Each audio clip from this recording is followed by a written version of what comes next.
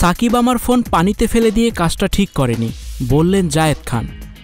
জায়েদ খানের ওপর বিরক্ত হয়ে তার স্বর্ণের আইফোন সুইমিং পুলের পানিতে ফেলে দিয়েছেন সাকিব আল হাসান। সামাজিক মাধ্যমে ছড়িয়ে পড়া একটি ভিডিও দেখে পুরো দ্বিধায় পড়ে গেছেন নেটিজেনরা। অনেকেই জায়েদ খানের ফোন ফেলে দেওয়ায় খুশি হয়েছেন, আবার কেউ কেউ সাকিব আল হাসানকে বেয়াদব বলে আখ্যা দিয়েছেন। এ বিষয়ে জায়েদ খান বলেন, সাকিব আল হাসান বিশ্বের নাম্বার 1 অলরাউন্ডার।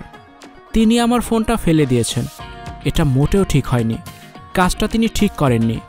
আমি সাকিবের এমন আচরণে দুঃখ পেয়েছি।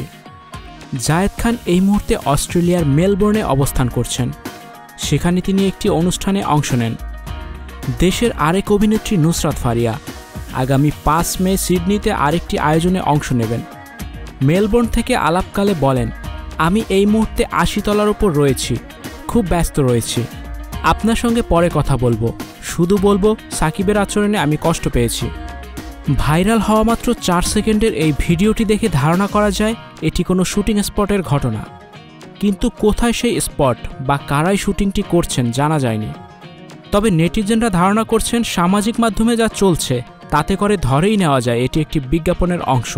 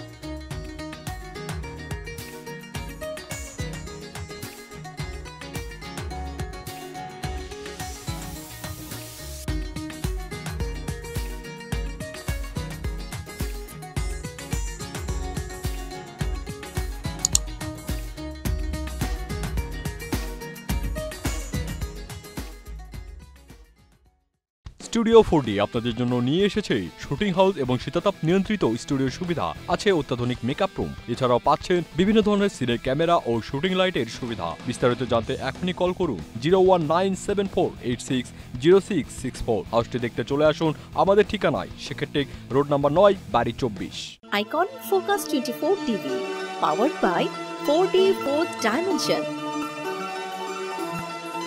আমাদের চ্যানেলটি সাবস্ক্রাইব করে আমাদের সাথে থাকুন।